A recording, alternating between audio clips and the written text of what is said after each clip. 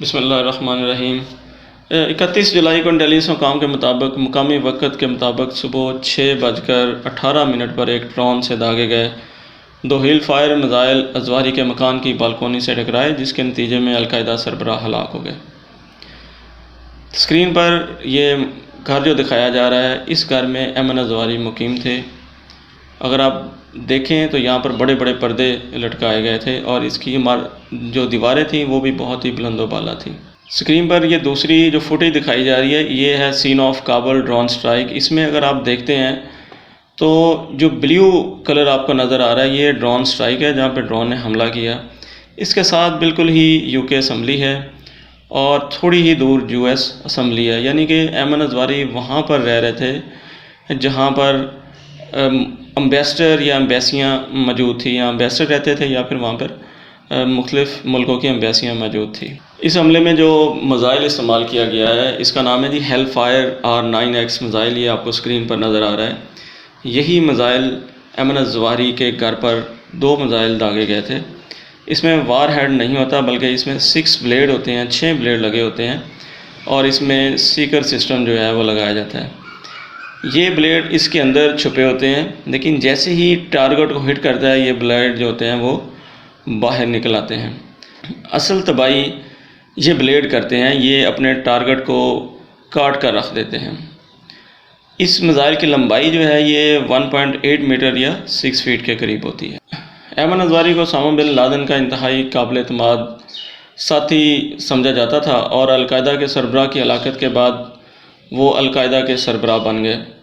گزشتہ سال افغانستان سے امریکی انخلاء کے دوران صدر جو بائیڈن نے عہد کیا تھا کہ ان کی انتظامیہ طالبان کی قیادت والی نئی حکومت کو افغانستان کو دہشت گردوں کی محفوظ پناہ گاہیں بنانے کی اجازت نہیں دے گی۔ ان ریمارکس کا مقصد یہ واضح کرنا تھا کہ بائیڈن انتظامیہ کے لیے دہشت گردی کے خلاف دہائیوں پرانی جنگ ابھی ختم نہیں ہوئی ہے۔ تقریباً 1 سال کے بعد صدر کے اعلیٰ سیکورٹی مشیروں نے ان سے رابطہ کیا اور بتایا کہ انٹیلیجنس حکام نے القاعدہ کے رہنما ایمن ازواری کا افغانستان میں پتہ لگایا ہے۔ بائیڈن انتظامیہ کے ایک سینئر اہلکار نے پس پردہ بریفنگ کے دوران صحافیوں کو بتایا کہ ان کا خیال ہے کہ گزشتہ سال مغربی حمایت یافتہ حکومت کے خاتمے کے بعد ازواری افغانستان واپس آ گئے تھے۔ بائیڈن کے ایک مشیر نے کہا کہ امریکی انخلاء کے بعد سے ہی امریکی جاسوس افغانستان پر گہری نظر رکھے ہوئے تھے کہ القاعدہ کے رہنما آہستہ آہستہ ملک میں واپس آ رہے ہیں۔ یہ واضح نہیں ہے کہ ایمن ازواری کی ہلاکت کے بعد ان کی لاش کے ساتھ کیا کیا گیا۔ ازواری کے بارے میں کہا جاتا ہے کہ وہ اپنی اہلیہ اور بیٹی کے ساتھ کابل کے مرکز میں بلند حفاظتی دیواروں والے ایک بڑے کمپاؤنڈ میں رہ رہے تھے۔ ازواری نے جس علاقے کا انتخاب کیا وہ نسبتاً ایک اچھا علاقہ ہے۔ پچھلی انتظامیہ میں جو پورا علاقہ غیر ملکی سفارت خانوں اور سفارتکاروں کا گھر تھا، اب طالبان کے زیادہ تر اعلیٰ عہدیدار اس عالیشان علاقے میں رہتے ہیں۔ اپریل کے اوائل میں CIA افسران نے پہلے بائیڈن کے مشیروں اور پھر صدر کو خصوصی بریفنگ میں بتایا کہ انہوں نے انٹیلیجنس کے ذریعے ایک ایسے نیٹ ورک کی نشاندہی کی ہے جو القاعدہ کے رہنما اور اس کے خاندان کی مدد کرتا ہے۔ امریکی جاسوسوں نے آہستہ آہستہ گھر کے مکینوں کے رویے اور ان کی نقل و حرکت کی تفصیلات جمع کیں، جس میں ایک خاتون پر بھی نظر رکھی گئی جنہیں ازواری کی بیوی کی حیثیت سے شناخت کیا گیا۔ حکام کا کہنا تھا کہ انہوں نے وہ طریقے اختیار کر رکھے تھے جن سے کابل میں اس محفوظ رہائش گاہ تک کوئی بھی ان کے شوہر تک نہ پہنچ سکے۔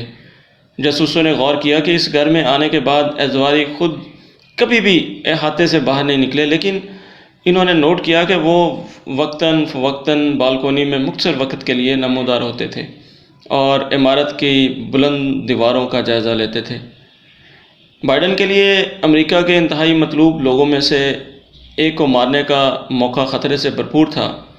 ازواری ایک گنجان آباد محلے میں رہائش پذیر تھے اور افغانستان میں امریکی موجودگی کے آخری دنوں کے دوران کابل میں ایک ڈرون حملے میں غلطی سے 7 بچوں سمیت 10 بے گناہ افراد کی موت کا واقعہ بھی صدر بائیڈن کے ذہن میں ہوگا۔ مئی اور جون کے دوران امریکی صدر کی توجہ یوکرین کی جنگ پر مرکوز رہی۔ اس کے علاوہ وہ ملک میں گن کنٹرول اور موسمیاتی تبدیلیوں سے متعلق قانون سازی کے مسئلے میں مصروف رہے، لیکن خفیہ طور پر انٹیلیجنس کے اعلیٰ افسران کے ایک چھوٹے اور منتخب گروپ نے اس حملے کی منصوبہ بندی کرنی شروع کر دی تھی۔ صدر بائیڈن نے انٹیلیجنس افسران کو یہ ذمہ داری سونپی تھی اس حملے میں ازواری کے خاندان کے افراد، طالبان اہلکاروں اور عام شہریوں کو نقصان نہ پہنچانے کا یقینی بنائیں۔ 1 جولائی کو صدر بائیڈن نے کئی اعلیٰ حکام کو جمع کیا، جن میں CIA کے ڈائریکٹر ولیم برنز اور نیشنل انٹیلیجنس کے ڈائریکٹر ایورل ہینس شامل تھے۔ مسٹر بائیڈن کے بارے میں کہا جاتا ہے کہ وہ بریفنگ میں پوری توجہ سے شامل ہوئے اور تمام تفصیلات کو غور سے سنا۔ جب ان کے مشیر ازواری کے گھر کے ایک بڑے ماڈل کے ارد گرد جمع ہوئے جسے انٹیلیجنس حکام تیار کر کے وائٹ ہاؤس لائے تھے، ایک سینئر مشیر نے کہا کہ وہ خاص طور پر اس وقت کو یقینی بنانے پر زور دے رہے تھے کہ آپریشن کے دوران پھونک پھونک کر قدم رکھے جائیں اور کسی بھی طرح کے خطرے کو کم سے کم رکھا جائے۔ بائیڈن نے ہفتے کے آخر میں کیمپ ڈیوڈ جانے سے پہلے عمارت کے ڈھانچے کے بارے میں معلومات طلب کیں اور جائزہ لیا گیا کہ حملے کا اس عمارت پر کیا اثر پڑ سکتا ہے۔ اگلے چند ہفتوں کے دوران حکام نے وائٹ ہاؤس کے اہم کمرے میں ملاقات کی۔ یہ وائٹ ہاؤس کے نیچے قائم کیا گیا ایک بنکر نما کمانڈ سینٹر ہے، جہاں صدر اندرون اور بیرون ملک بحرانوں پر نظر رکھ سکتے ہیں۔ حکام نے انتہائی محتاط انداز میں اس آپریشن کی منصوبہ بندی کی اور صدر کی جانب سے پوچھے جانے والے کسی بھی ممکنہ سوال کا جواب تلاش کرنے کی کوشش کی۔ دریں اثنا وکلاء کی ایک چھوٹی ٹیم اس حملے کی قانونی حیثیت کا جائزہ لینے کے لیے جمع ہوئی اور بالآخر یہ نتیجہ اخذ کیا گیا کہ القاعدہ میں ازواری کے قائدانہ کردار اور القاعدہ کے حملوں کے لیے ان کی آپریشنل حمایت کی بنیاد پر ایک جائز ہدف تھا۔ 25 جولائی کو اپنی ٹیم کو ایک آخری بار بلانے پر اپنے اعلیٰ مشیروں سے ان کے خیالات پوچھنے کے بعد مسٹر بائیڈن نے اس حملے کی اجازت دے دی۔ انٹیلیجنس حکام کے مطابق مقامی وقت کے مطابق صبح 6:18 پر ایک ڈرون سے داغے گئے 2 ہیل فائر میزائل ازواری کے مکان کی بالکونی سے ٹکرائے، جس کے نتیجے میں القاعدہ کے سربراہ ہلاک ہو گئے۔ اس حملے میں ان کے خاندان کے دوسرے ارکان کو کوئی نقصان نہیں پہنچا۔ حملے کے بعد مکان کی کھڑکیاں اڑ گئیں، مگر حیرت انگیز طور پر کوئی اور نقصان نظر نہیں آیا۔ اس حملے کم معروف ہیل فائر میزائل استعمال کیا گیا تھا، جس میں دھماکہ خیز مواد نہیں ہوتا۔ میزائل کی یہ قسم AGM-114 R9X کہلاتی ہے اور بارود کی جگہ اس میں 6 بلیڈ لگے ہوتے ہیں جو نشانے پر پہنچتے وقت میزائل کے اطراف سے نکل آتے ہیں۔ اصل میں تباہی اس کائنیٹک انرجی حرکی توانائی کی وجہ سے ہوتی ہے جو بلیڈوں پر مشتمل ہتھیار کے چلنے کے نتیجے میں پیدا ہوتی ہے۔ یہ بلیڈ اپنے ٹارگٹ کو تو کاٹ کر رکھ دیتے ہیں مگر کسی اور کو نقصان نہیں پہنچاتے۔ ہزاروں میل دور واشنگٹن میں صدر کو تو آگاہ کیا گیا کہ حملہ کامیاب رہا ہے۔ اتوار کو طالبان کی وزارت داخلہ نے مقامی ٹیلی ویژن چینل طلوع نیوز کو آگاہ کیا تھا کہ ایک خالی مکان پر راکٹ لگا ہے جس کے نتیجے میں جانی نقصان ہوا ہے۔ اس وقت انہوں نے مزید تفصیل بتانے سے انکار کر دیا تھا، مگر اس کے فوراً بعد امریکی صدر جو بائیڈن کی انتظامیہ نے کہا کہ حقانی نیٹ ورک کے جنگجو ازواری کے گھر والوں کو وہاں سے نکالنے کے لیے پہنچ گئے ہیں اور ان کی موجودگی کو چھپانے کی سرتوڑ کوششوں میں مصروف ہیں۔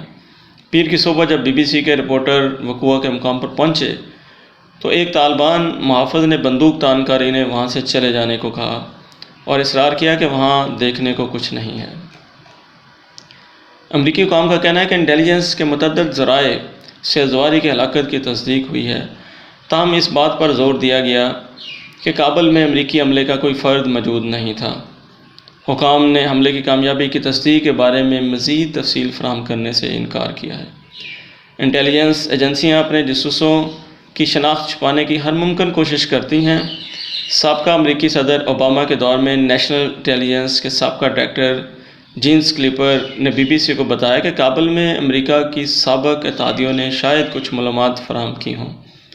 یہ واضح نہیں ہے کہ حملے کے بعد ازواری کی لاش کہاں گئی۔ بائیڈن انتظامیہ کے حکام کا کہنا ہے کہ امریکہ نے اسامہ بن لادن کے برعکس ازواری کے باقیات حاصل کرنے کی کوشش نہیں کی۔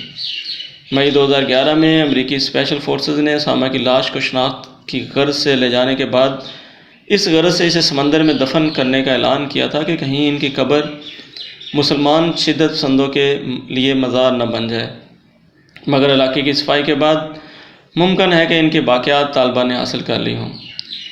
جس وقت امریکی ایوان صدر کی بالکونی سے صدر بائیڈن کی تقریر دنیا بھر میں ٹیلی ویژن پر دکھائی جا رہی تھی، اس سے کچھ ہی دیر پہلے طالبان رہنماؤں نے افغانستان کی علاقائی حدود میں حملے کی بھرپور مذمت کی، تاہم اپنے بیان میں انہوں نے ازواری کا ذکر نہیں کیا۔ اب اس بارے میں کیا سرائیاں ہوں گی کہ ازواری کی کابل میں موجودگی کے بارے میں سینئر طالبان رہنماؤں کو کس قدر علم تھا اور انہوں نے کتنی مدد فراہم کی ہوگی۔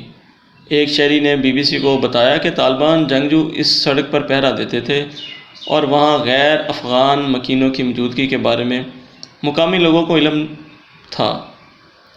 اس تاثر سے طالبان رہنماؤں کے لیے مشکل سوال پیدا ہو سکتے ہیں۔